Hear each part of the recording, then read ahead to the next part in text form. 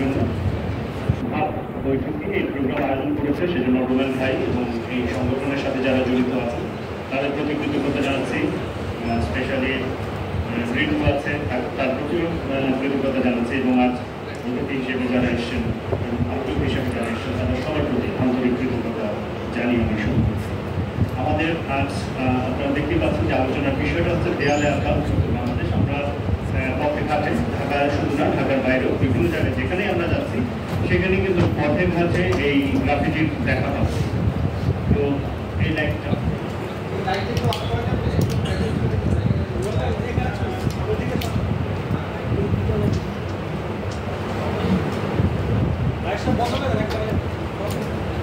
আমরা প্রত্যেকেই দেখছি এবং এই গ্রাফিটি নিয়ে আসলে জানা এবং আপনারা সবাই দেখছেন, আমিও দেখছি।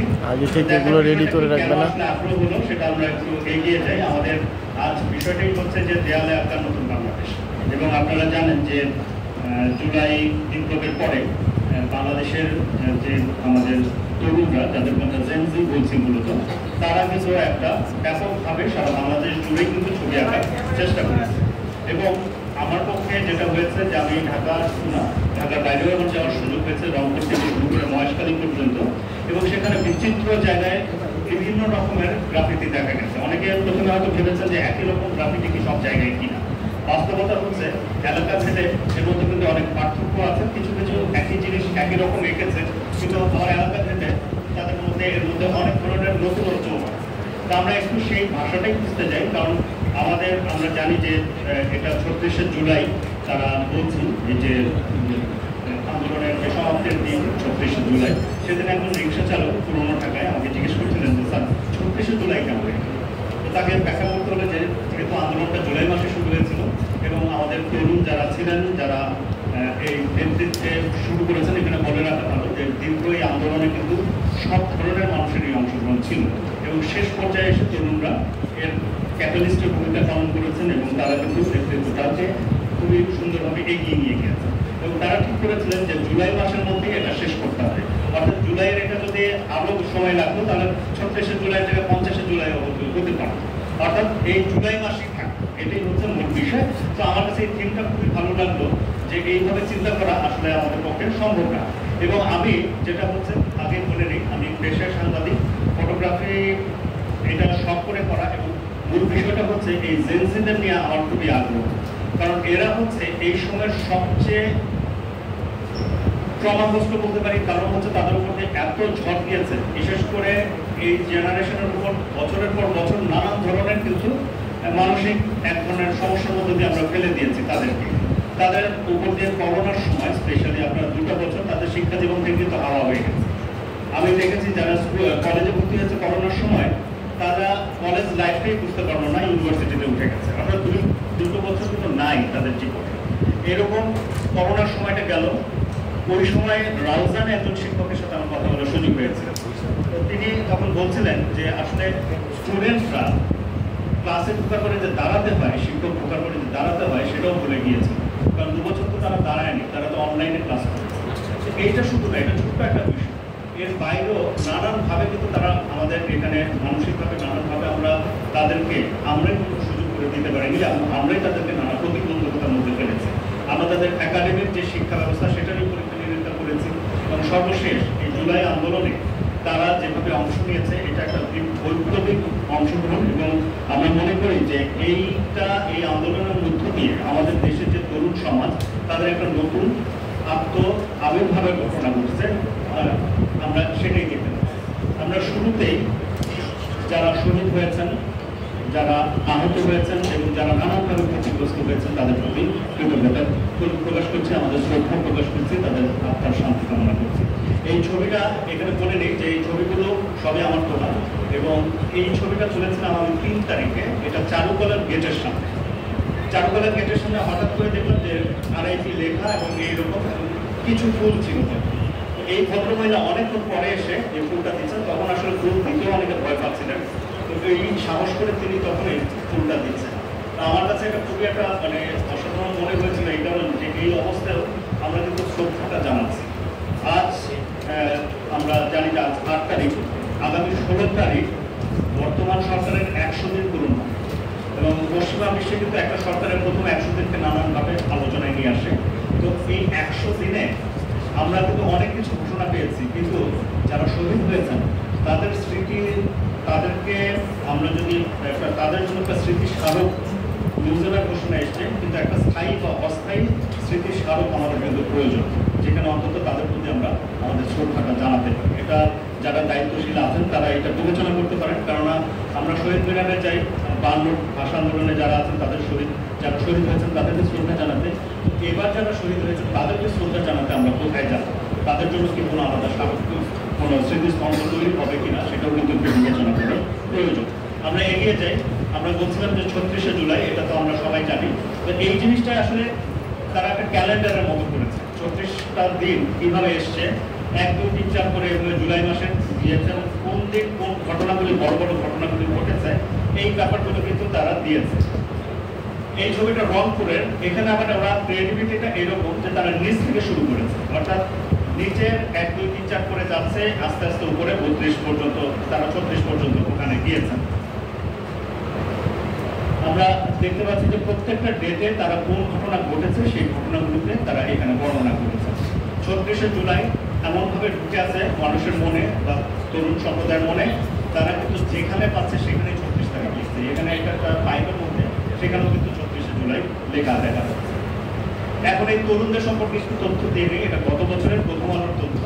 সেখানে দেখা যাচ্ছে আমরা যাদেরকে জেনজি বলছি, এই বয়স বা কাছাকাছি বয়স যারা, তাদের সংখ্যা হচ্ছে 5 কোটি। 5 কোটি একটা দেশের জনসংখ্যা, এদেরকে আপনি কোনোভাবে মাইনাস করে কিন্তু কোনো কিছু করতে পারবেন না। কারণ এদের পরে আবার আরো তরুণ গ্রুপ, আরেকটা গ্রুপ ছিল, সেই গ্রুপটাও কিন্তু কোনো অংশে কম না। অর্থাৎ আমাদের জনগোষ্ঠী এখন দেখা যাচ্ছে যে 59 বছর পর্যন্ত 10 কোটি 50 লাখ হচ্ছে কর্মক্ষম। এর মধ্যে তাদের এই কর্মক্ষমের অর্থের বেশি হচ্ছে জেনেছি। তো তাদেরকে বাদ দিয়ে আমরা কিন্তু এগিয়ে যেতে পারবো না, বা তাদেরকে চিন্তাটা বাদ দিয়ে আমরা কোনো কিছু করতে পারবো না। এখন আমাদের যে কোনো পলিসি করার সময় আমাদেরকে কিন্তু এই জেনারেশনটাকে মাথায় রাখতে হবে, তাদেরকে কিন্তু বাদ দেওয়া যাবে। এবং জেনজি, আপনারা এই জিনিসটা সব জায়গায় দেখেছেন, যে আমি প্রথম জায়গায় যখন দেখলাম যে সব জায়গায় তারা কিন্তু হাতের চিহ্ন, এটা কিন্তু সবখানে আছে। যে কোনো জায়গায় না, যিনি আঁকছেন তিনি নাম কোথাও লিখছেন, অধিকাংশ জায়গায় নাম লিখছেন না, তারা হাতের চিহ্ন দিচ্ছেন। এই হাতের চিহ্নটা আমার কাছে মনে হয়েছে তারা তাদের অস্তিত্বের প্রকাশ করছে, অস্তিত্বের জানান দিচ্ছে যে আমি আছি। আমরা রবীন্দ্রনাথের পৃথিবীর মধ্যে জানি যে পদচিহ্ন তিনি রেখে যেতে বলেছেন, কিন্তু এরা পদচিহ্ন না, এরা হস্তচিহ্ন রাখতে পছন্দ করে। ওরা যে একটা আছে এবং ওরা যে অংশগ্রহণ করতে চায়, ওরা যে তাদের অস্তিত্বের জানান দিতে চায়, প্রত্যেকটা ছবির মধ্যে আপনারা দেখবেন অসংখ্য হাতের ছবি তারা কিন্তু হাতের ছাপ দিয়ে দিচ্ছে। তো জেনজি আবার যেটা বলছিলাম যে 36শে জুলাই, এটা তারা এটাকে স্টাবলিশ করেছে যে এই দিনটা জেনজি আমরা এনেছি রাঙা প্রভাত, তারাই এই রাঙা প্রভাত এনেছে। এরা আবার নিজেদের সম্পর্কে বলছে রক্ত গরম মাথা ঠান্ডা, অর্থাৎ তাদের মাথা ঠান্ডা আছে কিন্তু রক্ত গরম। রক্ত গরম হলে কি হয়? রক্ত গরম হলে উষ্ণ হৃদয় হয়, মানুষকে সহজেই গ্রহণ করতে পারে, আতিথ্য হতে পারে, কিন্তু মাথাটা যেহেতু ঠান্ডা, তারা ঠান্ডা মাথায় চিন্তা করতে পারে। অর্থাৎ দুইটা অসাধারণ গুণ তাদের মধ্যে আছে, এবং তারা নিজেদেরকে এটা স্বীকার করছে যে তারা রক্ত গরম এবং মাথা ঠান্ডা থাকে। যেটা বলছিলাম যে হাতের চাপে আপনারা বেশি পাবেন সব জায়গায়, যে তারা দিচ্ছে যে আমরা আছি। এটাও তাদের বিভিন্ন জায়গায় আপনারা এরকম জেনজি দেখতে পাবেন, এবং তারা নিজেদের সম্পর্কে, জেনারেশন সম্পর্কে বলছেন my generation stand for zero chance of defeat. তারা পরাজয় মানতে রাজি না, পরাজয় স্বীকার করতেও তারা রাজি। তারপরে এটা খুবই একটা খুবই একটা স্যাঁতস্যাঁতে ওয়ালে তারা এটা লিখেছে। এটা সত্তর সংখ্য অভাব হয়েছে যে কীভাবে তারা এর মধ্যে লিখবে। তো আমি এগিয়ে যাই। তো আমরা জানি যে 36শে জুলাই এবং আসছে ফাল্গুন আমরা দ্বিগুণ হবো, নিচে দ্বিগুণ হওয়ার কথা আছে, এটা আরেক ফাল্গুন থেকে নেওয়া। এবং আপনারা জানেন যখন আন্দোলনটা শুরু হয় তখন কিন্তু তারা এটা বলছিল যে আমাদেরকে আর কত অ্যারেস্ট করবেন, কত আমাদের উপর হামলা করবেন, আমরা দ্বিগুণ বলছি। ফাল্গুনে দ্বিগুণ হতে চেয়েছি, বর্ষায় শতগুণ হয়ে গিয়েছে, এটা তারাই বলছেন। এবং তাদেরকে কিছুদিন আগে আপনারা দেখতে পাচ্ছেন যে হাতের ছাপ, যেটা আবারও বলছি যে তারা তাদের আত্মপ্রকাশ বা অস্তিত্বের জানান দেয়া যেটা, সেটা কিন্তু তারা হাতের ছাপের মাধ্যমে দিয়ে গেছে বিভিন্ন জায়গায়। এবং কিছুদিন আগে একজন শিক্ষক তিনি একটা খুব চমৎকার উদাহরণ দিয়েছেন যে তাদেরকে আবাবিল পাখির সাথে তিনি তুলনা করেছেন, যে এত ঝাঁকে ঝাঁকে এখানেও কিন্তু তারা নিজেদেরকে সেভাবে আছে, তারা বিভিন্ন কার্টুন চরিত্র নানানভাবে কিন্তু নিজেদেরকে পরিচিত করেছে। এটা রাজশাহীতে তোলা, রাজশাহীতে একটা টি স্টলের এখানে মূল আমরা যদি আন্দোলনের অর্থাৎ জুলাই আগস্টের আন্দোলনের সূচনার সময়টা থেকে দেখি, আমরা ওইভাবে গল্পের মতো করে আমরা একটু এগিয়ে যাওয়ার চেষ্টা করছি যে কোটা 56%, মেয়েদের হচ্ছে 44%, এবং কে পাবে? মুক্তিযোদ্ধার নাতিরা পাবে না কি রাজাকারের নাতিপুতিরা পাবে? আপনারা জানেন এটা বিখ্যাত উক্তি। এই যে আঁকাটা, এটা রাজশাহী খুবই একটা সাধারণ চায়ের দোকানের পাশে আঁকা, কিন্তু কত সুন্দরভাবে তারা এঁকেছে। অর্থাৎ এখানে আবারও বলছি যে ঢাকায় শুধু যে আঁকা হয়েছে তা না, সারা বাংলাদেশে গ্রাফিটি আঁকা হয়েছে, চমৎকার সব গ্রাফিটি এঁকেছে, এবং তাদের যে চিন্তা করার ধারণা সেটা কিন্তু খুবই অসাধারণ। আমরা এগিয়ে যাই, কোটা কি রাজাকারের বাচ্চারা পাবে? শুরু হলো আন্দোলন, তুমি কে আমি কে, রাজাকার রাজাকার, চাইতে গিয়ে অধিকার হয়ে গেলাম রাজাকার। আর এটা আমরা সবাই জানি যে এই আন্দোলন শুরু হলো আবার তুমি কে আমি কে, রাজাকার রাজাকার, কে বলেছে স্বৈরাচার স্বৈরাচার। এই আন্দোলন শুরু হলো এবং এই জিনিসগুলো কিন্তু লেখা হলো। এখানে একটা কথা বলে রাখা ভালো, 5 তারিখ পর্যন্ত মূলত কিন্তু তারা হাতে লিখতো, স্প্রে করে হাতে লেখা। সেটা কিন্তু এইরকম ছবি আঁকার মতো অবস্থা অধিকাংশ জায়গায় ছিল না, কারণ ওই অবস্থাও তখন ছিল না। তুমি কে আমি কে, রাজাকার রাজাকার, কে বলেছে স্বৈরাচার স্বৈরাচার, চেয়েছিলাম অধিকার হয়ে গেলাম রাজাকার। এই ধরনের নানান কথা তারা বর্ণনা করেছেন বিভিন্ন জায়গায়, দেশের বিভিন্ন প্রান্তে। তো যেহেতু নিষেধাজ্ঞা আসলো, সেহেতু তারা মনে করলেন যে প্রতিবাদ হওয়া প্রয়োজন। হোক প্রতিবাদ, এটা এই ভাষাটাই তারা বিভিন্ন জায়গায় ছড়িয়ে দিয়েছেন। এবং আমরা দেখি যে সেই সময় ওয়াল লিখন, একদম শুরুর সময় ওয়াল লিখনে সেখানে কিন্তু ছবি টবি খুব বেশি ছিল না, এবং সবচেয়ে বেশি ব্যবহৃত শব্দ কিন্তু ছিল এটা ভুয়া। এবং এটা আপনার টিভির গাড়িতেও লিখে দিয়েছে, যারা টিভি শুট করতে গেছে তাদের গাড়িতেও লেখা আছে বিভিন্ন জায়গায় ভুয়া, এবং এই স্লোগানটা কিন্তু খুব বেশি সেই সময় চলেছে। কিন্তু সরকার থেকে বলা হলো কোনো কথা বলা যাবে না, সব চুপ, একদমই চুপ থাকতে হবে। তো চুপ থাকার ক্ষেত্রে কি হলো? প্রথম কাজ হলো ইন্টারনেটটাকে অফ করে দেওয়া। ইন্টারনেট অফ হয়ে গেল সব জায়গায়। আমরা দেখতে পাই যে সব জায়গায় ব্ল্যাকআউটের মতো, কারফিউর মতো জারি হয়ে গেল। এবং কি হলো, এটা দুই জায়গা থেকে, একটা রংপুরের আর একটা ধানমন্ডির, আপনারা অনেক সাদৃশ্য পাবেন ছবিতে। এখানে তারা কিন্তু একই জিনিস মতো লিখছে, স্যাটেলাইটে পানি ঢুকে গিয়েছে, ইন্টারনেট এখন এমনি বন্ধ হয়ে গেছে। আর আমরা ইন্টারনেট বন্ধ করিনি, ইন্টারনেট বন্ধ হয়ে গেছে। এই উক্তিগুলো আপনারা জানেন যে সেই সময় খুবই আলোচিত হয়েছিল, এবং সেই সময় এটা খুবই একটা আলোচিত উক্তি। তা আমরা দেখতে পাই যে সেই সময় মুখে চাপা দিয়ে মুখের কথাটা আটকে রাখার একটা চেষ্টা শুরু হয়, এবং এই ছবিটা খুবই সেই সময় আলোচিত হয়েছিল, আপনারা অনেকেই দেখেছেন। এটা হচ্ছে ওরা আমার মুখের মুখে কায়দা নিতে চায়, আমার দেশের ছাত্রছাত্রীরা পারমানেন্টলি বোমার চেয়েও শক্তিশালী। অর্থাৎ বাধা দেওয়ার চেষ্টা যতই হোক না কেন, এরা এটাকে মানে এখান থেকে তাদেরকে আটকে রাখা যাবে না, দমিয়ে রাখা যাবে। কিন্তু কিভাবে? শুধু মুখ বন্ধ না, শুরু হয়ে গেল অত্যাচার।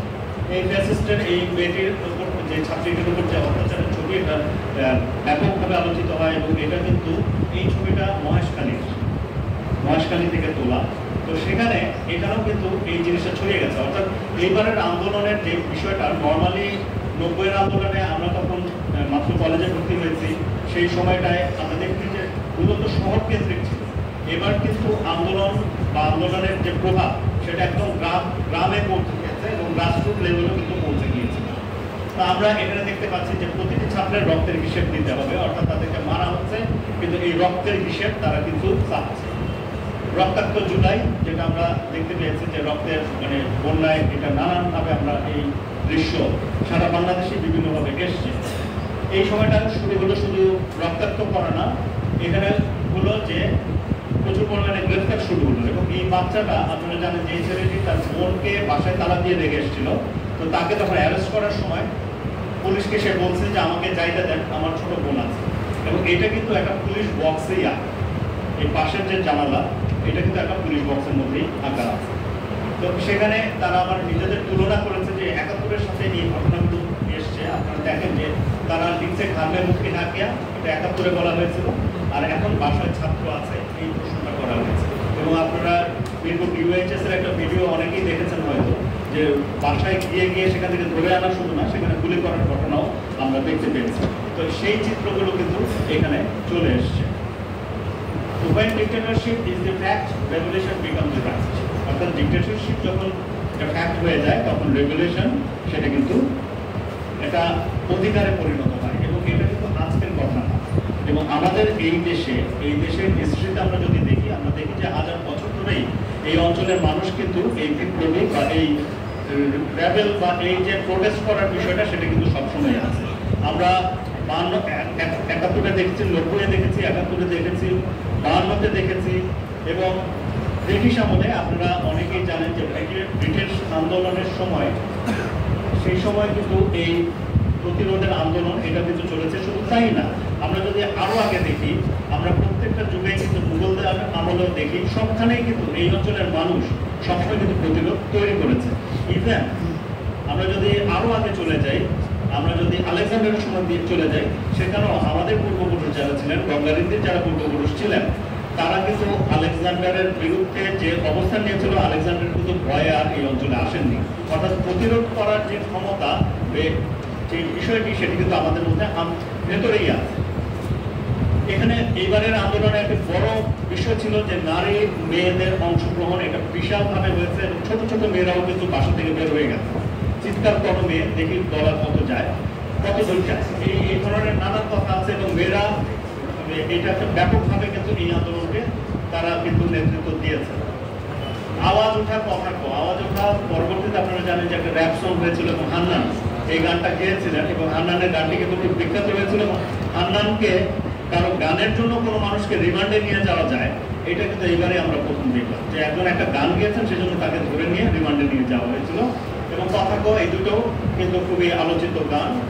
এবং কথা কো, এখানে আপনার ফন্টের ব্যবহারটা দেখেন, এটা কিন্তু ঢাকার ছবি না, এখানে উত্তরবঙ্গের ছবি। এখানে কথা তারা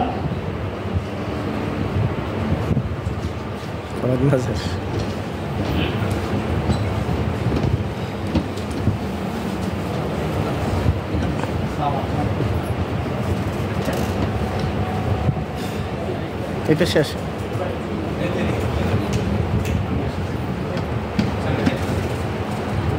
এই যে এখানে জায়গা আছে, আমরা যেটা বলছিলাম যে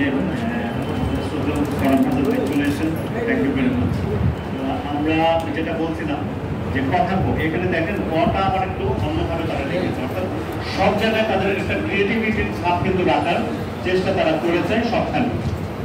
আওয়াজ ওটা, এইটা এই ছবিটা আপনারা অনেকেই দেখেছেন যে একটি মেয়ে একটা পুলিশের গাড়িকে আটকে দিয়েছে। এটা খুবই আলোচিত একটা ঘটনা যে একটি মেয়ে, ছোট্ট মেয়ে, সে গিয়ে পুলিশের গাড়ি আটকে দিচ্ছে কারণ তার সহপাঠীকে পুলিশ ধরে নিয়ে যাচ্ছে, সেই গাড়িটাকে কিছুতেই যেতে দেবে না। এই ছবিটা দেখে এই স্টাইলে কিন্তু অনেক জায়গায় ছবি আঁকা হয়েছে। এবং শিক্ষার্থীদের দমানো সহজ না, রেজিস্ট্যান্স। আপনারা জানেন যে আমরা যেটা বলছিলাম যে ব্রিটিশ আন্দোলন কিন্তু শিক্ষার্থীরা কিন্তু এইভাবেই কিন্তু প্রতিরোধ তৈরি করেছিলেন। এবং আমরা বিনয় বাদল দীনেশের কথা জানি, তারাও কিন্তু শিক্ষার্থী ছিলেন, তাদের গড় বয়স ছিল কিন্তু 22। এবং তারা যখন রাইটার্স বিল্ডিংয়ে আক্রমণ করেন, তারা কিন্তু পুরো ব্রিটিশ এম্পায়ারকে কিন্তু কাঁপিয়ে দিয়েছিলেন। এবং ঘটনাচক্রে 3 জনই কিন্তু বিক্রমপুরের মানুষ।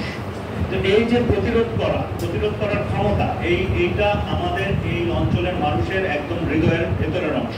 তো যেটা বলছিলাম, এই ছবিটা দেখে প্রথম যেদিন মেয়েটাকে দেখলাম যে গাড়িটা আটকে দিচ্ছে, টিএমএন চত্বরের কথা অনেকেরই মনে আছে, একটি ছেলে পুরো ট্যাঙ্ক বহরকে থামিয়ে দিয়েছিল, সেই কথাটা কিন্তু মনে পড়ে গিয়েছিল।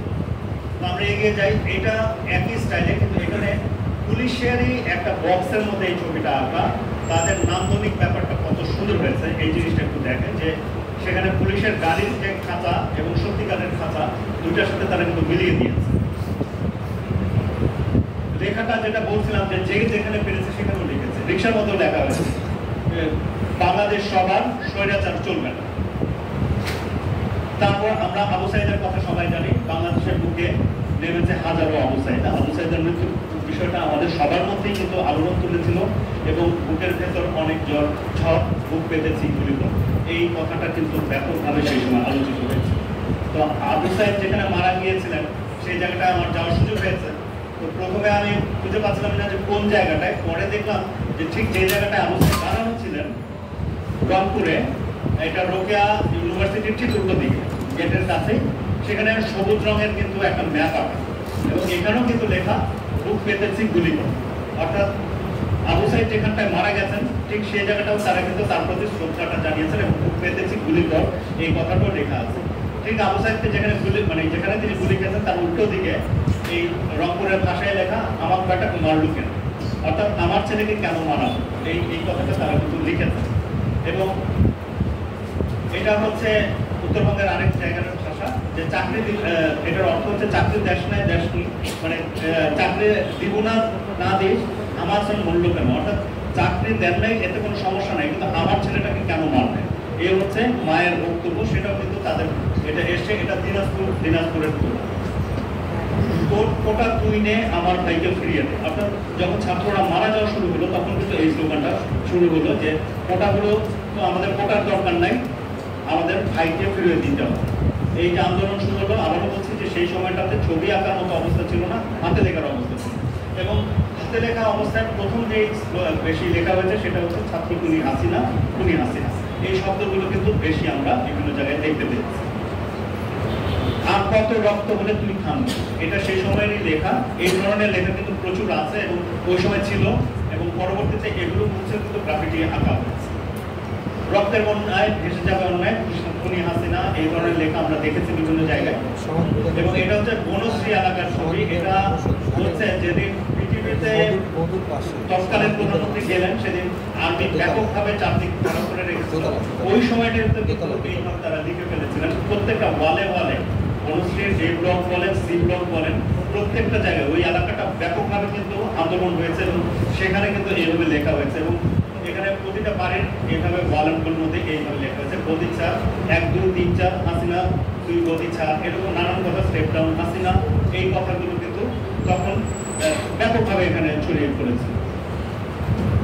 এটা একটা আরেকটা কথা যে পা চাটলে সঙ্গী, না চাটলে জঙ্গি। অর্থাৎ আপনি যদি মানে অনুগত থাকেন তাহলে আপনি সঙ্গী থাকবেন, আর যদি আপনি বিরুদ্ধে কথা বলেন তাহলে আপনি মৌলবাদী হয়ে যাবেন বা জঙ্গি হয়ে যাবেন। এইভাবে কিন্তু একটা নেগেটিভ তৈরি করা হয়েছে এবং এটা চাপিয়ে দেওয়া হয়েছে। এবং এটাই কিন্তু তারা এটা কিন্তু প্রকাশ করেছে যে পা চাটলে সঙ্গী, না চাটলে জঙ্গি। দিনে নাটক রাতে আপক, এটা খুবই পরিচিত একটা লেখা, আপনারা সব জায়গায় দেখেছেন। কারণ কি, দিনে তারা নানান ধরনের কথা বলেছে, নানান সমঝোতার কথা বলেছে, কিন্তু রাতে ব্যাপকভাবে ধরপাকড় করেছে। এখানে আপনারা সরাসরি অনেকে অংশগ্রহণ করেছেন, এখানে অনেক শিক্ষক আছেন যারা সরাসরি গিয়ে ছাত্রদেরকে মুক্ত করে নিয়ে এসেছেন। আপনারা সেই সময় পরিস্থিতিটা জানেন যে কি অবস্থা তখন হয়েছে।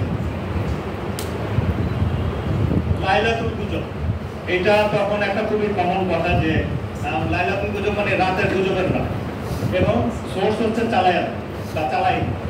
এটাও কিন্তু সেই সময় খুব ব্যাপক আলোচনা হয়েছে যে যে কোনো জিনিস আপনি চালাই দিতে পারেন ছাত্রদের বিরুদ্ধে, যে কোনো কথা চালিয়ে দেওয়া যায়। তো এই জন্য সোর্সের নাম হচ্ছে চালায় দেন।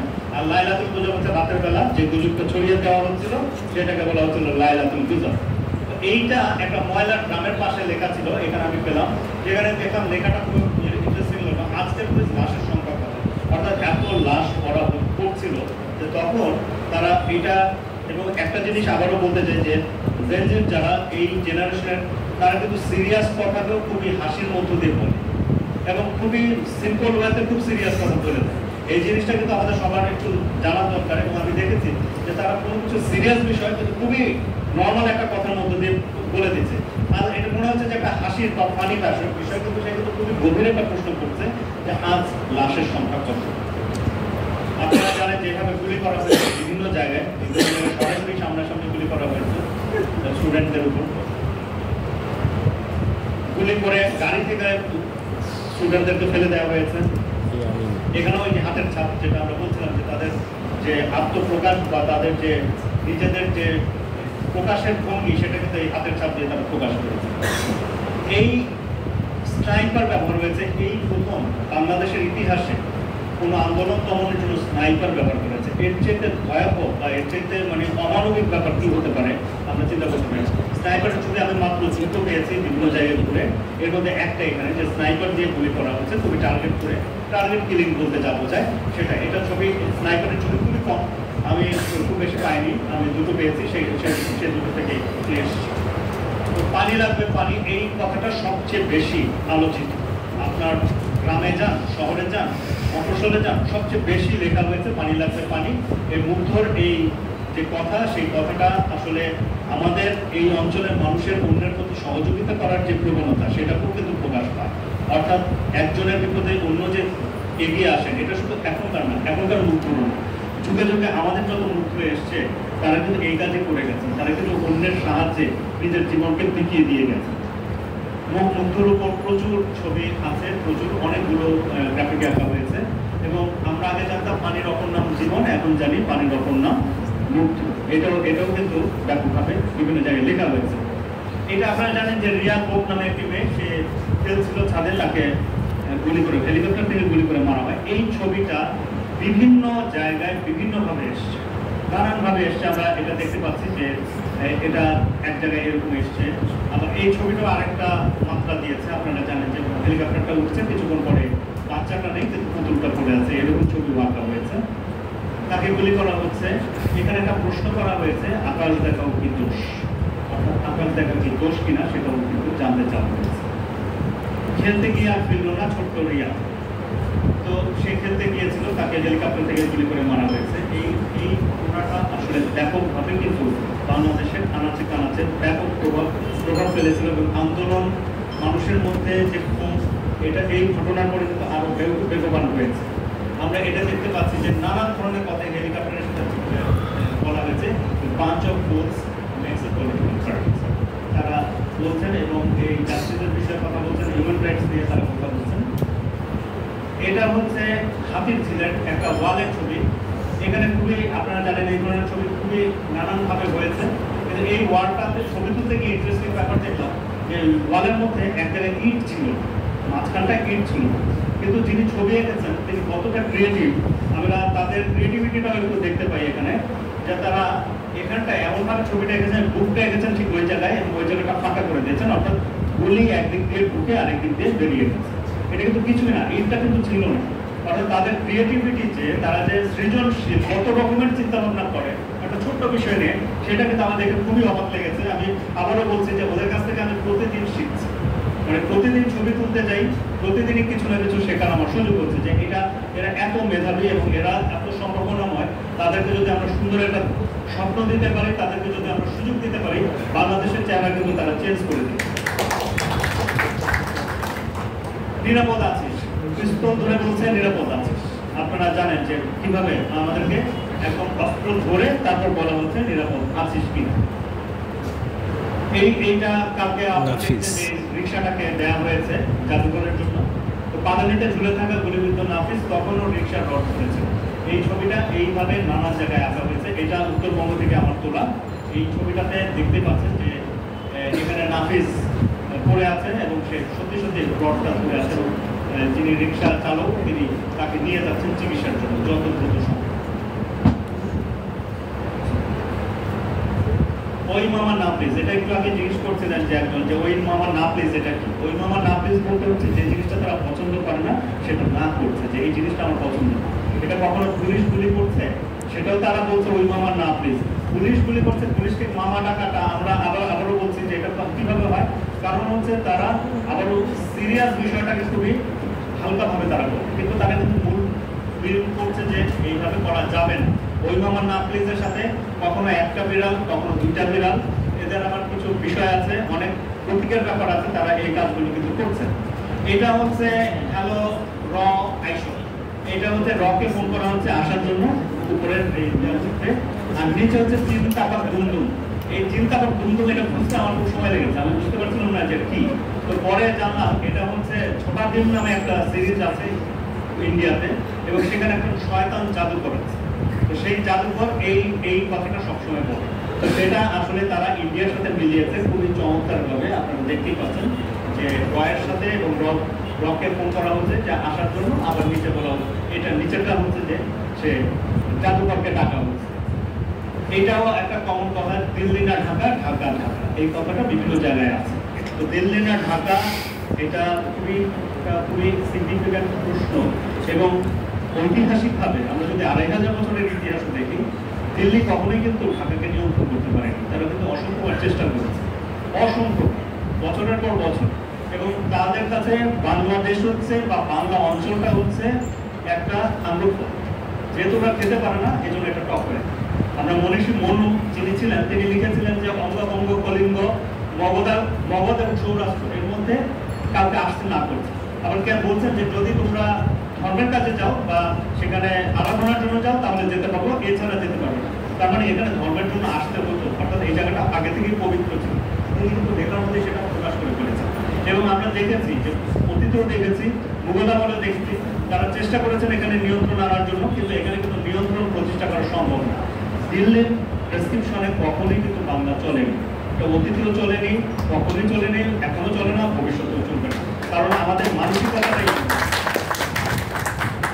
পিন্ডির গোলামে চিহ্ন করেছে দিল্লির দাসত্বের জন্য। মৌলানা ভাসানীর এই কথাটা বিভিন্ন জায়গায় বিভিন্ন ভাবে এসছে, এখানেও কিন্তু একই কথা। এবং এখানে কিন্তু যেটা হচ্ছে যে আমরা জানি যে আমাদের এই অঞ্চলে আমরা কিন্তু আমাদের আরো বলছে 2500 বছরের ইতিহাস, আমাদের খুবই স্ট্রং ইতিহাস।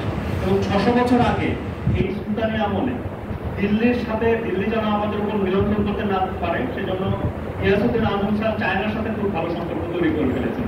এবং চাইনিজ অ্যাম্বাসাডাররা নিয়মিত সোনারগাঁয়ে আসতেন। এবং তার ছেলে সাইফুদ্দিন হামজা শাহ তিনি কি করেছেন, তিনি চায়নার সাথে সম্পর্ক আরো ভালো করার জন্য আফ্রিকা থেকে একটা জিরাফ নিয়ে আসছেন। জিরাফ ওই সময় কাঠের জাহাজে করে জিরাফ নিয়ে এসে তিনি চায়নাতে পাঠিয়েছেন। এবং সেই সময় চায়না জিরাফটা পেয়ে চাইনিজরা এত খুশি হয়ে গিয়েছিল, তারা সবাই কবিতা লেখা শুরু করলো এবং বিভিন্ন লেখা শুরু করলো। এই লেখাগুলো নিয়ে 16 খণ্ডের একটা বই বের হলো, শুধু জিরাফ।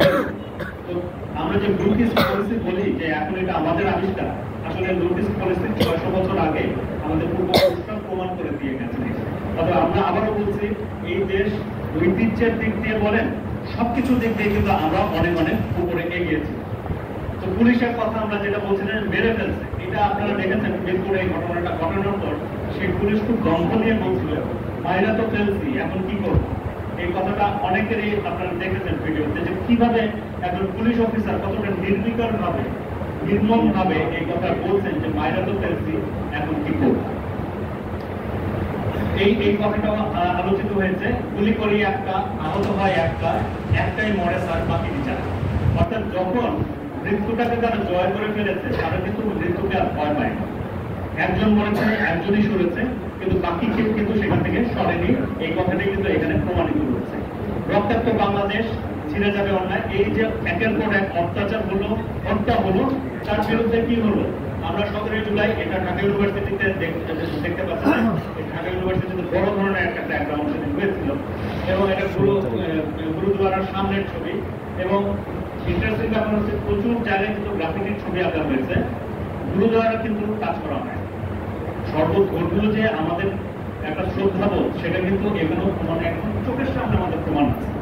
জাস্ট আপনি রাস্তা বেরোলেই কিন্তু পাবেন। এটা গত সপ্তাহে আমি বলেছি যে এখানে কোনো কিন্তু গ্রাফিটির ছবি আঁকা হয়নি, আশেপাশে সব বলা।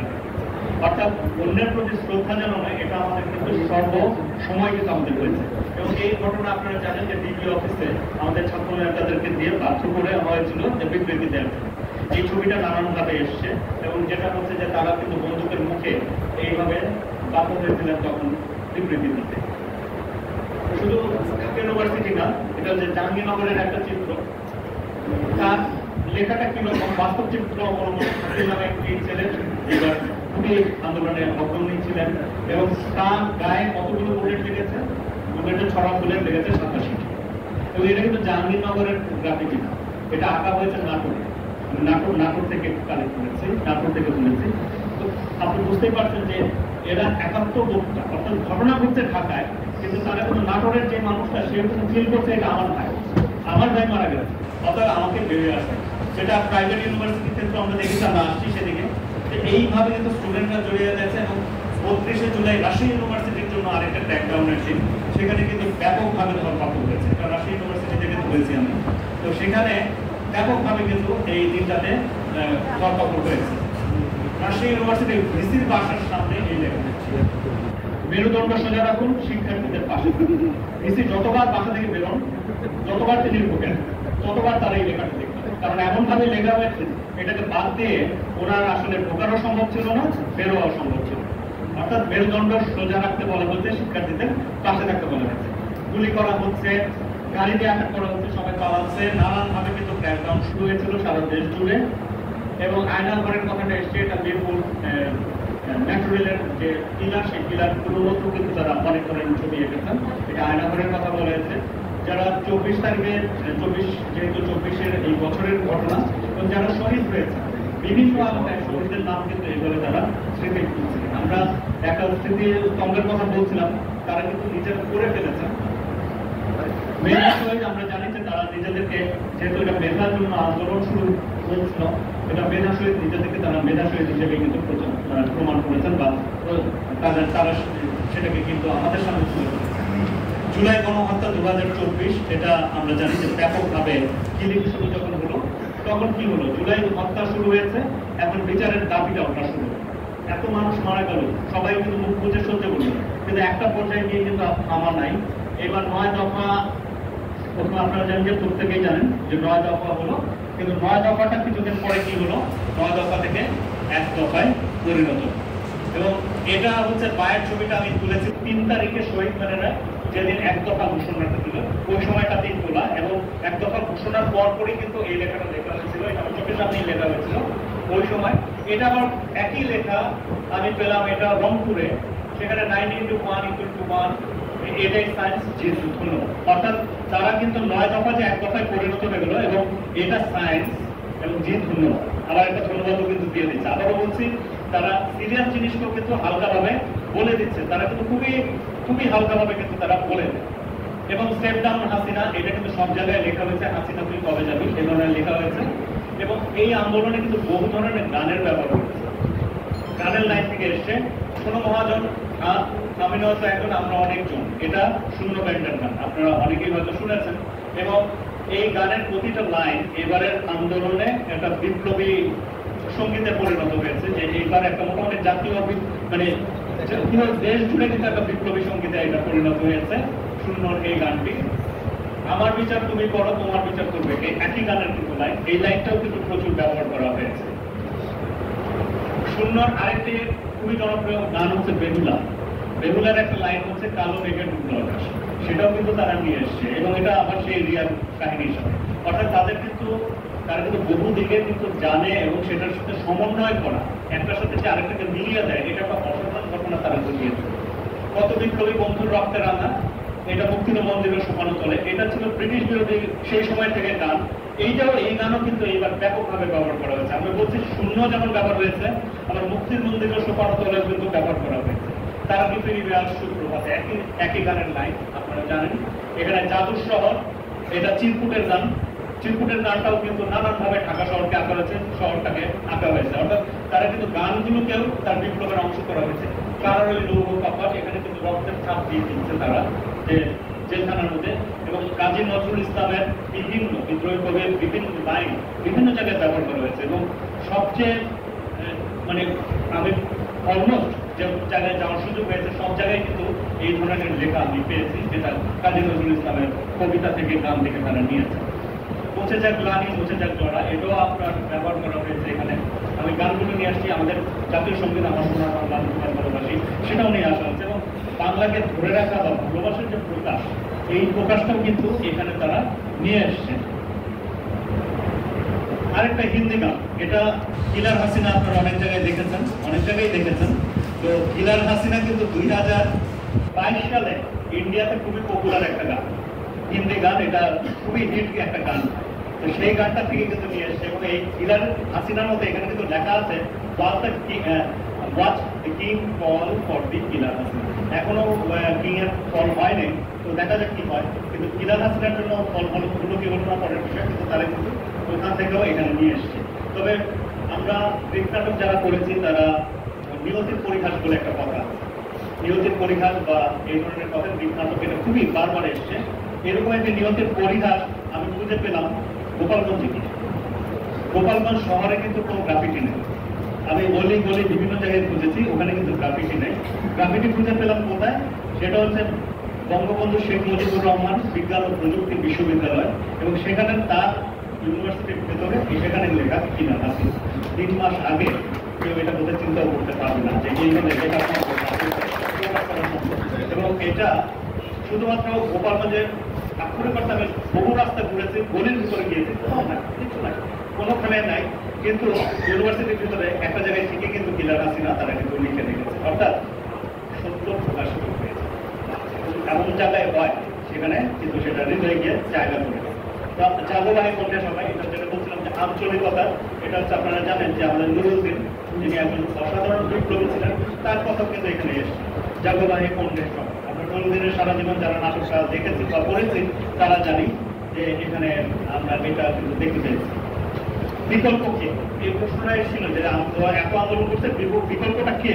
উত্তর কিন্তু তারাই দিয়ে দিয়েছে, তুমি আমি আমি, এবং আমি বিকল্প, অর্থাৎ যে সামনে থাকবে, যে দায়িত্ব নেবে সেই কিন্তু বিকল্প। এবং এই ছবিটা খুবই সিগনিফিক্যান্ট।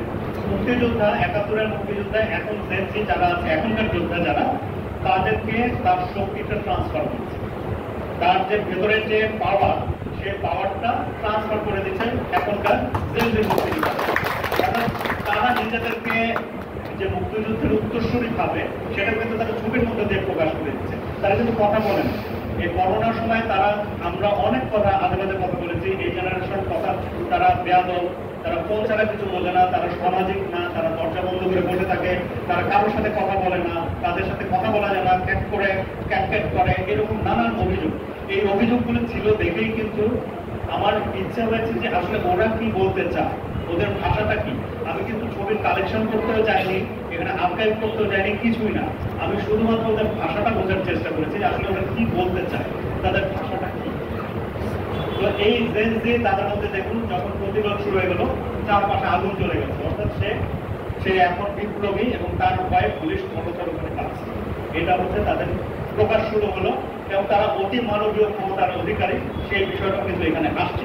এবং তারা বলছে যে আন্ডারম্যান করেছে আমরা তাদেরকে, কিন্তু আমরা আসলে তাদেরকে ডিফাইন করতে পারি না যে আসলে তারা কি। তারা ব্যাটম্যানের মতো শক্তিশালী, তারা নানানভাবে নিজেদেরকে নানান দিয়ে প্রকাশ করেছে। কখনো তারা স্পাইডারম্যান, কখনো তারা ব্যাটম্যান, কখনো তারা অন্য কিছু। এবং এখানে দেখেন student are the real avenger. Avenger আর নায়ক যত আছে তারাই, অর্থাৎ তারা হচ্ছে অতিমানবীয় ক্ষমতার অধিকারী। এবং আসলেই অতিমানবীয় ক্ষমতার অধিকারী না হলে এত বড় ফ্যাসিস্ট সরকারকে ফেলা সম্ভব ছিল কিনা সেটাও কিন্তু একটা বিষয়। আসলে তারা কিন্তু আমাদের চোখে অতিমানবীয় চরিত্রের অধিকারী। তা আমরা যাই, এখানে এই লেখাটা আমার কাছে খুবই ভালো লেগেছে। এটা রাজশাহী ইউনিভার্সিটির ভেতরে লেখা ছিল, আমাদের পিণ্ডের আঘাতে বেঁকে যায় স্বৈরাচারের প্রেম। আমার কাছে খুবই ভালো লেগেছে লাইনটা। এখানেও তাই, পুলিশ তার দায়িত্ব পালন করছে, কিন্তু তার বিরুদ্ধে রেজিস্ট্যান্স করাটা সেটা অপশন হিসেবে দাঁড়ায়, সেটাই তারা করছে। এটা অলওয়েজ অপশন হিসেবে দাঁড়ায় যে পুলিশের এই অত্যাচারের বিরুদ্ধে প্রতিরোধ করেছে। তো প্রতিরোধ শুরু হলো, এবং দেখেন প্রতিরোধটা কিন্তু কলমে, অর্থাৎ কলম দিয়েও কিন্তু প্রতিরোধ করা যায়। এবং সেই সময় কিন্তু সবকিছুই তাদের বিপক্ষে, কোনো মিডিয়া তাদের পক্ষে নাই। ওই অর্থে তারা নিজেদের মতো করে ফেসবুকে লিখতে চেয়েছিল, বা সোশ্যাল মিডিয়া ছিল, সোশ্যাল মিডিয়া বন্ধ করে দেওয়া হয়েছিল, কিন্তু তারপরে তারা প্রকাশের ভঙ্গিটা কিন্তু নিয়েছে কলম দিয়ে। লাখো শহীদের রক্তে কেনা, দেশটা কারো বাপের না, দেশটা কারো বাপের না, এইটা একটা খুবই কমন ডায়লগ। এবং এই ছবিটাতে দেখুন, এখানে কিন্তু প্রাইভেট ইউনিভার্সিটি, পাবলিক ইউনিভার্সিটি মিলিয়ে দিয়েছে। একটু দেখলে বোঝা যাচ্ছে যে এখানে যাদের আইডি কার্ড আছে তারা হচ্ছে প্রাইভেট ইউনিভার্সিটি, যাদের আইডি কার্ড নেই তারা হচ্ছে পাবলিক ইউনিভার্সিটি। অর্থাৎ সবাই মিলে যে আন্দোলন করেছে, ছোট্ট একটা জিনিসের মধ্যে কিন্তু তারা বুঝিয়ে দিচ্ছে যে সবাই মিলে এই আন্দোলন করছে। এইটা রংপুরের একটা স্কুলের থেকে ওয়াল থেকে আমি তুলেছি, রংপুরের, সেখানে রাজশাহী, এটা রাজশাহীর একটা স্কুল থেকে তোলা, এসএসসি 19 ব্যাচে। এই ছবিটা তোলার আগে আমার অন্তত 2 মিনিট আমি দাঁড়িয়েছিলাম বোঝার জন্য যে কিভাবে এটা আঁকবে। একটা পেন্সিল তাকে গিলোটিনে দেওয়া হয়েছে, লেখা হচ্ছে মাথা কাটিয়া দিলে লিখিতে পারি। আমি সত্যি সত্যি মানে 2টা মিনিট আমি দাঁড়িয়েছিলাম ছবিটা তোলার আগে, যে এটা কিভাবে তারা চিন্তা করবে, যে এত অসাধারণ একটা চিন্তা, যে মাথাটা ফেলে দিলে আবার সে কিন্তু জন্মায়, আবার সে প্রতিবাদ করে। I level therefore I exist, এটা খুবই বিখ্যাত একটি লাইন, আপনারা জানেন, সেখান থেকে নেওয়া হয়েছে। এবং এটা ভাষা আন্দোলনের সাথে তাদের এক দফা এক দাবি, সেটার সাথে তুলনা করা হয়েছে। লাখো শহীদের রক্তে কেনা, দেশটা কারো বাপের না, তারা হুঙ্কার দিচ্ছে বাপের মতো। এটা সিভিলিয়ান সদস্যরা তখন যোগ দেওয়া শুরু করলেন, দেশ কারো বাপের প্রয়োজনে এখানে আসেনি। আপনারা জানেন যে এই ডায়লগটা খুব আইনজীবী মাতিনের এই বক্তব্যটা খুবই কিন্তু আলোচিত হয়েছিল সেই সময়। আঙ্কেল লাগলে আবার যাবো, দরকার হলে আরেকটা হাত। অর্থাৎ মানুষের মধ্যে তখন প্রতিরোধের ক্ষমতাটা বা প্রতিবাদের ক্ষমতাটা তখন কিন্তু ব্যাপক ব্যাপারে ছড়িয়ে পড়েছে সারা দেশে। যদি তুমি ভয় পাও তবে তুমি শেষ, যদি তুমি রুখে দাঁড়াও তবে তুমি বাংলাদেশ। এই কথা ঢাকায় শুধু না, সারা বাংলাদেশের অসংখ্য জায়গায় আমি পেয়েছি, অসংখ্য জায়গায়। এবং সেখানে কিন্তু তারা এইভাবে প্রকাশ করেছে যে রুখে দাঁড়াতে হবে, অন্যায়ের প্রতিবাদ করতে হবে এবং হারবে না। আপনারা জানেন যে মেট্রো রেলে একটু আগুন দেওয়া হয়েছিল, মেট্রো রেলের সামনে আগুনের দেওয়া হচ্ছে, হারবো না বলা হচ্ছে। এবং এই যে পুলিশকে যে সুতা দিয়ে টানা হচ্ছে সেই ছবিটা এখানে এসছে, আপনারা দেখতেই পাচ্ছেন। তো হেলমেট বাহিনীর সদস্য কিন্তু তাদেরকে আক্রমণ করার জন্য লুকিয়ে আছে। অর্থাৎ একটা ছবির মধ্যে যে কত কিছু তারা নিয়ে এসছে, এটা সত্যি একটা দেখার মতো। এবং তখন সংবাদ, এটা খুবই একটা ইন্টারেস্টিং ব্যাপার যে সংবাদের অবস্থা কি হয়েছিল এখান থেকে বোঝা যাচ্ছে। এবং সবচেয়ে বেশি এই বিষয়ে এগিয়ে ছিল বাংলাদেশ টেলিভিশন। সেখানে এই জন্য বাংলাদেশ টেলিভিশন হয়ে গেছিল কারণ হচ্ছে কি, যখন ছাত্র মারা যাচ্ছে তখন বিটিভির হেডলাইন হচ্ছে বাতাবি লেবুর বাম্পার ফলন। তো এই কারণে তারা লিখেছে আজকের শিরোনাম বাতাবি লেবুর বাম্পার ফলন 15 জুলাই, বাতাবি লেবু পেল শান্তিতে মুখ। অর্থাৎ আবারও হচ্ছে যে কোনো জিনিসকে নিয়ে টুইস্ট করা, এটা একটা তাদের সহজাত একটা ব্যাপার। এবং স্বাধীন বাংলা বেতন কেন্দ্র, তখন সোশ্যাল মিডিয়া থেকে স্বাধীন বাংলা বেতন কেন্দ্র হিসেবে ঘোষণা দেওয়া হলো, কারণ এই এক জায়গাতেই তারা কিন্তু প্রকাশ করতে পেরেছে। এবং যমুনা টিভির বেশ কিছু রিপোর্ট সেই সময় আন্দোলিত হয়েছে, মানুষ পছন্দ করেছে। যমুনা টিভির উপর চট্টগ্রাম, রাজশাহী এবং একটা বড় শহরে যমুনা টিভির উপর কিছু গ্রাফিতি আমি দেখতে পেয়েছি। নাটক কম করপিও, এটা একটা খুবই আরেকটা কমন ডায়লগ যে তৎকালীন প্রধানমন্ত্রী তিনি কান্না করছেন, কান্না নিয়ে পরবর্তীতে আমরা যাচ্ছি এবং এটা যে তামাশা সেই জিনিসটা কিন্তু তারা সেখানেই প্রকাশ করেছে। এবং নাটক কম করপিও এই কথাটা কিন্তু তারা বিভিন্ন জায়গায় শুধু ছবি এসে নয়, শুধু এটাও কিন্তু লিখে দিয়েছে। নাটক কম করপিও এখানে নানান ফর্মে এসছে, এই কথাটা নানানভাবে এসছে। অর্থাৎ এই প্রজন্ম মিথ্যা কথা পছন্দ করে না, এটা কিন্তু সত্যিকার।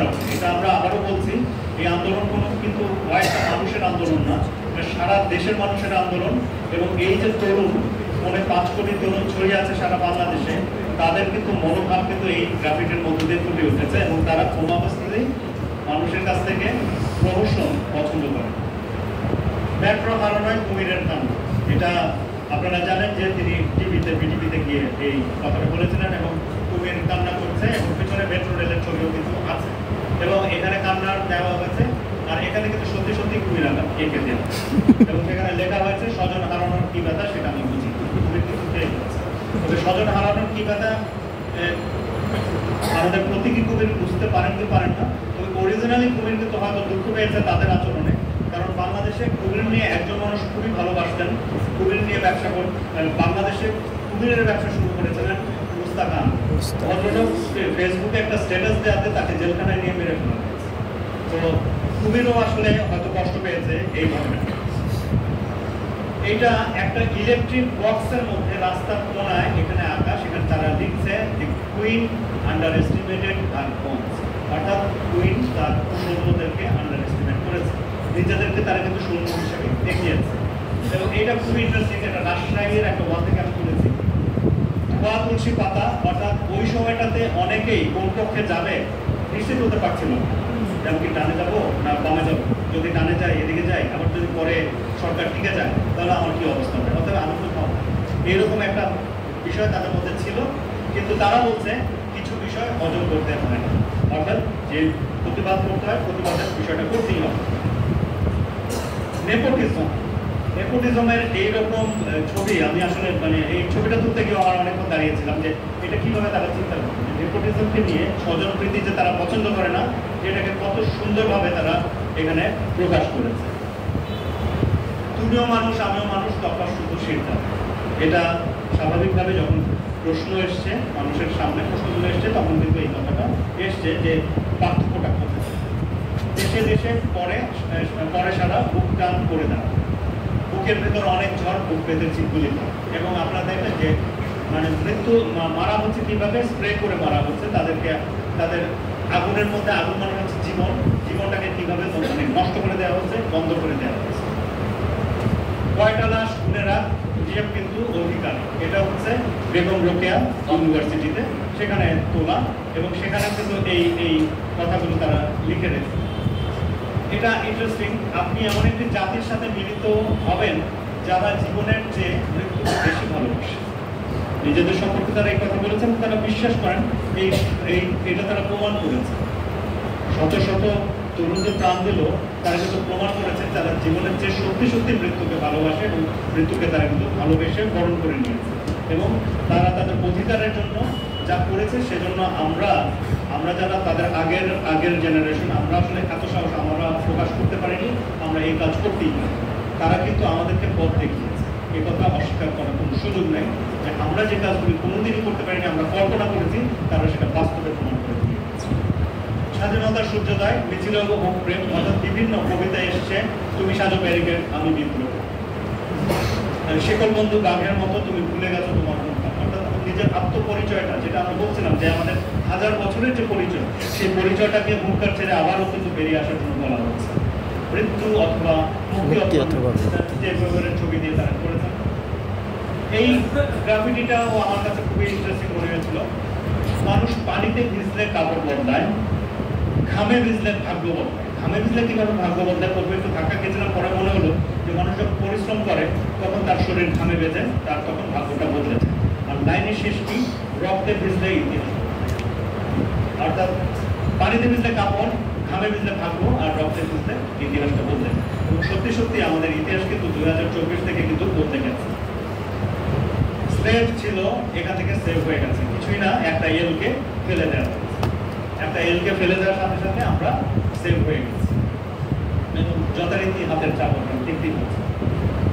হীরক রানীর দেশে, এটা আমরা হীরক রাজার দেশের সাথে পরিচিত, ধরে ধরে মারোটা রাজা হবে খান, এই কথার সাথে এটা এত বছর পরেও সত্যজিৎ রায়ের কথা এখনো কিন্তু সত্য হিসেবে প্রমাণিত হয়েছে। তারপর আন্দোলনের শেষ পর্যায়ে আমরা চলে এসেছি। দেখা যাচ্ছে যে আপনারা জানেন যে নিরাপত্তা বাহিনীর মধ্যে সেনাবাহিনী প্রথম ছাত্রদেরকে সমর্থন দেয় এবং 5 তারিখ, অগাস্টের 5 তারিখ সকালবেলা মিরপুরে তারা পুলিশ এবং যারা বিরুদ্ধে ছিল, স্পেশালি ছাত্রলীগের কর্মী ছিল, তাদের থেকে ফাঁকা ছিল এবং স্টুডেন্টরা তাদের পাশে গিয়ে দাঁড়ায়। এই ছবিটা তারা নিয়ে এসছে এবং এখানে এই ট্রিবিউট টু বাংলাদেশ আর্মি, এটাও তারা এঁকেছে। এখানে মনে হতে পারে যে গাছগুলি কত পরে হয়েছে, আসলে গাছ কিন্তু সেখানে ছিল। তারা যে কত জায়গায়, কত দুর্গম জায়গায় গিয়ে ছবি এঁকেছে, আসলে এগুলো ছবি তুলতে না গিয়ে বোঝা যায় না যে কিভাবে সম্ভব। আমার ছবি তুলতে গিয়ে অবস্থা খারাপ হয়ে গেছে, কিন্তু তারা এখানে বসে বসে কিভাবে আঁকলো। সেদিন দেখলাম পানির উপরে ছবি এঁকেছে, তার মানে পানির মধ্যে কোমর পানিতে দাঁড়িয়ে তারপরে ছবিটা তারা এঁকেছে। অর্থাৎ তারা কিন্তু ছবি আঁকার সময় কোনো দিকে তারা কিন্তু তাকায়। এটা একটা খুবই ইন্টারেস্টিং, এইরকম লাইন আমি এক জায়গায় পেয়েছি, এটা বনশ্রীতে পেয়েছি, যে গণভবন দখল কর, এটাই হলো পুরীর। এই একটা ডায়লগ, এটা আর কোথাও আমি পাইনি, কিন্তু বনশ্রীতে একটা ওয়ালের মধ্যে এই জিনিসটা দিলাম। আপনারা জানেন যে ঢাকায় রামপুরা, বনশ্রী, পাড্ডা এলাকা, এদিক দিয়ে সায়দাবাদ এবং মোহাম্মদপুর, এই 3টে এলাকা কিন্তু খুবই আন্দোলন মুখর ছিল। তো এখানে বনশ্রীতে আমার বলছি যে বিভিন্ন জায়গায় নানান ধরনের লেখা আছে। এই লেখাটা আমার কাছে খুবই সুন্দর মনে হচ্ছে, কারণ এটা অন্য কোথাও পাই। তো সত্যি সত্যি কিন্তু গণভবন দখল হলো এবং এটা গণভবনের ভেতর থেকে তুলেছি। ওই সময় তিনি লিখছেন মাদারল্যান্ড অর ডেথ। এটা আমার চোখের সামনে লেখা এবং আমার 2 থেকে 2.5 ঘন্টা সেখানে থাকার সুযোগ হয়েছিল এবং ওখানে থেকে আমি কিছু আনি নাই, কিন্তু অসংখ্য ছবি নিয়ে এসেছি। আমি স্মারক হিসেবে প্রচুর ছবি তোলার সুযোগ পেয়েছি। তো হাসিনার পদত্যাগ, এই পদত্যাগ নিয়ে অনেক কাহিনী আমরা শুনতে পাচ্ছি। তো এখানে কিন্তু আমরা আগে শুনতাম দেয়ালের কান আছে, এখন কিন্তু দেয়ালের বুকও আছে, দেয়াল কিছু ভাষা আছে। দেয়ালই কিন্তু বলে দিচ্ছে তিনি পদত্যাগ করেছেন এবং এই পদত্যাগের সাথে আরো একজন মানুষের নাম কিন্তু সাম্প্রতিক সময় চলে এসেছে। তো তিনি আপনারা খুব ভালো করে জানেন, তাকে নিয়েও কিন্তু গ্রাফিটি করেছে।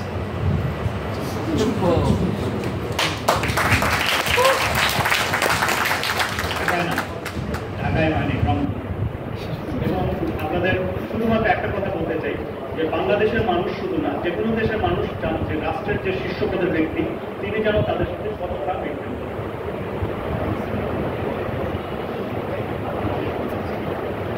তো সেখানে আমরা দেখি যে আমেরিকান ইলেকশনের, আমেরিকা আপনারা জানেন যে বিল ক্লিনটন তিনি কিন্তু একবার তার ব্যক্তিগত একটা মিথ্যাচার নিয়ে ইমপিচমেন্টের মুখোমুখি হয়েছে।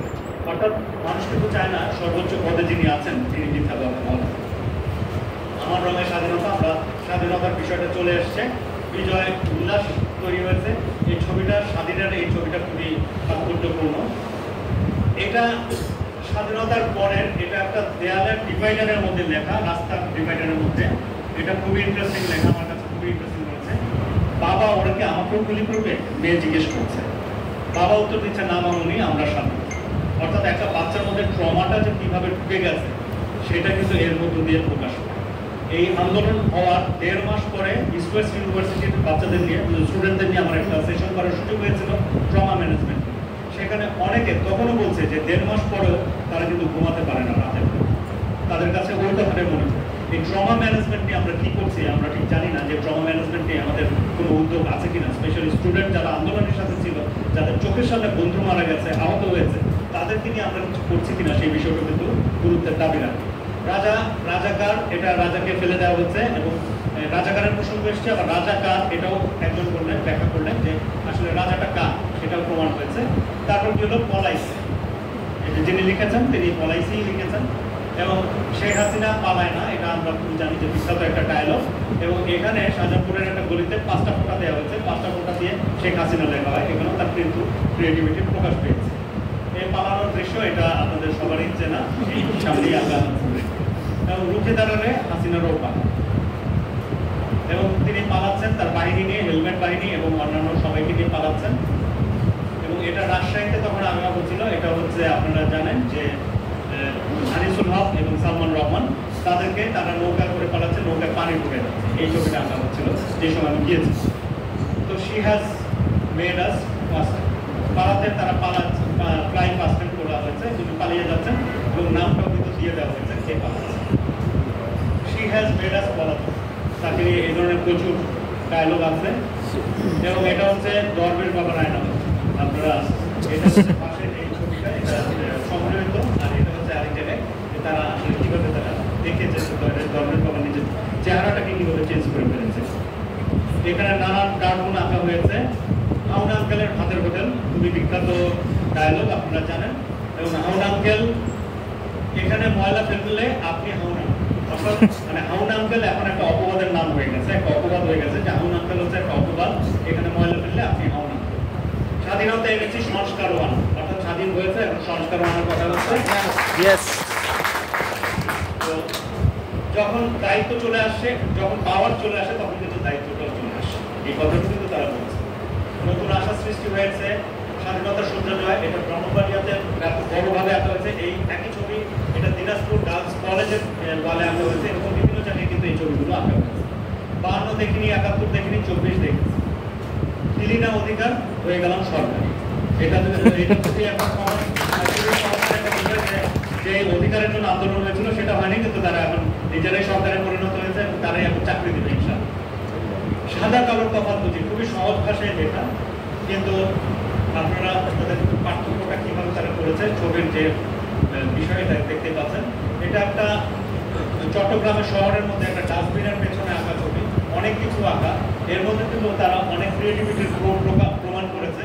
আমরা জানি বাসের নামের মধ্যে লেখা থাকতো মায়ের দোয়া, এটার সাথে আমার লেখা আছে ডক্টর ইউনুসের দোয়া। আর ডক্টর ইউনুসকে তারা পুকে করে, অর্থাৎ তারা করছে, তারা ইউনুসকে পছন্দ করে, সেটা কিন্তু তারা প্রকাশ করেছে। বাংলাদেশ ধর্মযাজক দেশ সবার, এই ছবিটা তোলার পর থেকে আমার আসলে ওদের প্রতি আগ্রহটা বেড়ে গেছে। এই কারণে বাংলাদেশ জীবন আমি এইভাবে লিখতে পারবো এটা আমার মাথার মধ্যে কখনো আসতো না। তো তারপর থেকে আসলে গ্রাফিক ছবিগুলো আমার তোলার ব্যাপারে আগ্রহ বাড়ে যে কীভাবে তারা লিখেছে। আমরা এগিয়ে যাই দ্রুত, যে পাতা ছেঁড়া নিষেধ। এখানে হিন্দু মুসলিম বৌদ্ধ খ্রিস্টান আপনারা দেখতেই পাচ্ছেন যে কোনো পাতা ছেঁড়া যাবে না, বৈষম্যের ট্রেনে সোনার বাংলা। সবাই বাংলাদেশি এখানে বলা হচ্ছে, এখানে বাঙালির কথা বলা হচ্ছে যে সবাই আমরা জাতি ধর্ম সবাই বাঙালি। প্রচুর আরবি ক্যালিগ্রাফি প্রচুর হয়েছে এবং এটা নানান জায়গায় হয়েছে। এবং কোরআনের আয়াত থেকেও এসছে, সত্য সমাগত মিথ্যা অবস্থা। এটা হচ্ছে যে আপনারা জানেন যে সূরা বনী ইসরাঈলের 81 নম্বর আয়াত, এবং এটা তাৎপর্যপূর্ণ এই কারণে যে মক্কা মুক্তির সময় মহানবী সাল্লাল্লাহু আলাইহি ওয়াসাল্লাম যখন তার সাহাবীদের নিয়ে মক্কায় ঢুকেন, তখন কিন্তু সাহাবীরা এই আয়াতটাই বারবার বলছিলেন, সত্য সমাগত মিথ্যা। আপনারা দেশকে দ্বিতীয়বার স্বাধীন করুন, আমরা পুনর্নির্মাণে দায়িত্ব নেব। এটা রেমিটেন্স যোদ্ধা অর্থাৎ প্রবাসীদেরকে শ্রদ্ধা জানিয়ে করা হয়েছে। সমতল থেকে পাহাড়ের কথা বলা হয়েছে, কল্পনা চাকমার কথা বলা হয়েছে, অনেক জায়গায় কল্পনা চাকমার কথা হয়েছে। এটা পাহাড়িদের নিয়ে একটা ছবি চট্টগ্রামের একটা ভেতর থেকে তোলা। The life of mountain people is not as easy as we think. একটা ব্লেডের মধ্যে ব্লেডটা এখনকার জেনারেশন ইউজ করে না, কিন্তু ব্লেডের ছবি এঁকে তার মধ্যে যে পা রক্তাক্ত হচ্ছে তার মধ্যে দিয়ে তারা কিন্তু তাদের জীবনটাকে তুলে ধরা হচ্ছে। এটা বিভিন্ন জনগোষ্ঠীর ভাষা, এটা হচ্ছে ত্রিপুরা ভাষা, সিলেটি ভাষা, গারোদের ভাষা। এটা এমন একটা জায়গায় হয়েছে সেখানে একটা টয়লেট আছে, টয়লেট এবং ডাস্টবিন। এখানে সত্যি সত্যি দাঁড়িয়ে ছবি তোলাটাই খুব কঠিন। এখানে যে তারা কিভাবে সময় নিয়ে এতক্ষণ ধরে আঁকলো সেটা ভাবতে অবাক লাগে। তো এখানে কিন্তু শুধুমাত্র সব ধরনের বিষয় কিন্তু এসছে। সত্যের এটা অথর্ববেদ থেকে তারা নিয়ে এসছে সত্যেরই জয়ের। আবার মহাভারত থেকে এসছে দুঃশাসনকেই উপরে ফেলুক আজকের দ্রৌপদী। অর্থাৎ দ্রৌপদী, আপনারা জানেন যে দুঃশাসন দ্রৌপদীর পোশাক নিয়ে নিয়েছিল, এখন দ্রৌপদী তার বিরুদ্ধে বিদ্রোহ করল। ব্রাহ্মণ চণ্ডাল চামারমুচি একজনে হয় বসুচি লালনের না বাংলা দুলছে কাপে যাবে বিবেক কই বন্ধু। বন্ধু মানে বুঝতেই পারছেন বন্ধু রাষ্ট্রের কথা বলা হচ্ছে, ফেলানির ছবি দিয়ে বলা হয়েছে যে বিবেকটা কোথায়। যত বিপদ ততই আমাদের আন্দোলনের পরপরই কিন্তু বন্যা হয়েছে, বন্যা নিয়ে তারা কিন্তু এই কথাটা লিখেছে। দুর্নীতিবাদদের পরিণতি কি হবে, আগুনে তাদের পড়তে হবে। এবং এটা কিন্তু দুদুকার বলে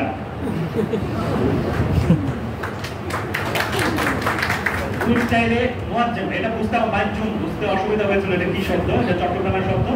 মাধ্যম শব্দের অর্থ হচ্ছে মার দেব। একই জিনিস কিন্তু বাংলা মানে ঢাকাতে হয়েছে স্টাইলে খুশি, এটা আবার অন্যভাবে এসছে একই জিনিস। বিচারপতিরও বিচারক আছে, আপনারা চেনেন এই বিচারককে। তারও যে বিচারক আছে তিনি সবাইকে বিচার করে ফেলতেন, তো তারও একজন বিচারক আছে, সেটা কিন্তু এই গ্রাফিকের মাধ্যমে এসছে। এটা সুনামগঞ্জে হাওড়া এলাকায় তোলা। দেখলাম যে রাতের মধ্যে লেখা হচ্ছে মরার ভোট, রাতের ভোট। মরার ভোট মানে কি? মৃত মানুষরা এসে ভোট দিয়েছে সেই ভোটে, এবং এখানে দেখা যাচ্ছে যে গ্রুপরা এসে ভোট দিচ্ছে। এটা এলিটদের রাষ্ট্র ব্যবস্থা নয়, গণমানুষের রাষ্ট্র ব্যবস্থা। এই লাইনটা কিন্তু খুবই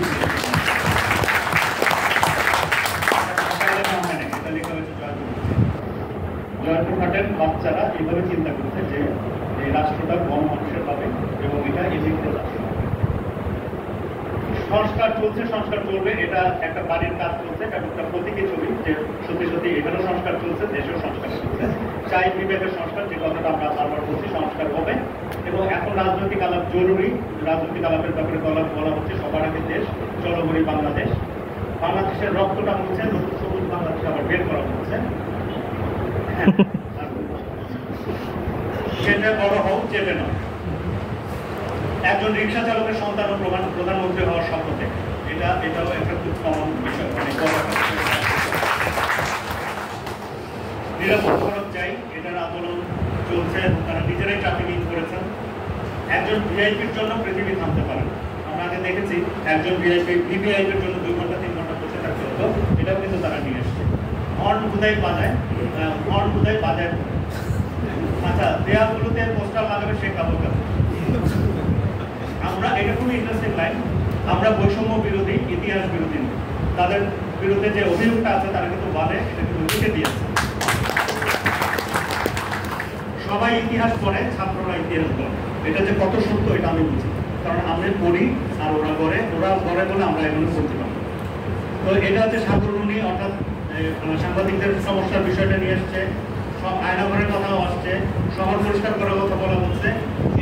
এই ছবিটা আপনারা, এই ডায়লগটা খুবই পরিচিত ডায়লগ, যে মাওলানা মুস্তাক ফয়েজির করা। আপনারা জানেন এটা যে একজন তারা আসলে বলতে চাচ্ছিলেন, অর্থাৎ এই কাজটা আপনি করেন না। এটাই তারা বোঝাচ্ছে যে ঘুষটা খেয়েন, আপনি কাজটা করেন না। এই ছবিটা আঁকা হচ্ছে মহেশখালী থানার সামনে।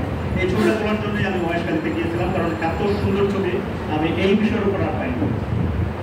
ডাকাত নিয়ে অনলাইন অন ডাকাত, এটা আমার ডিএনএর মধ্যে আমাদের এটা আছে।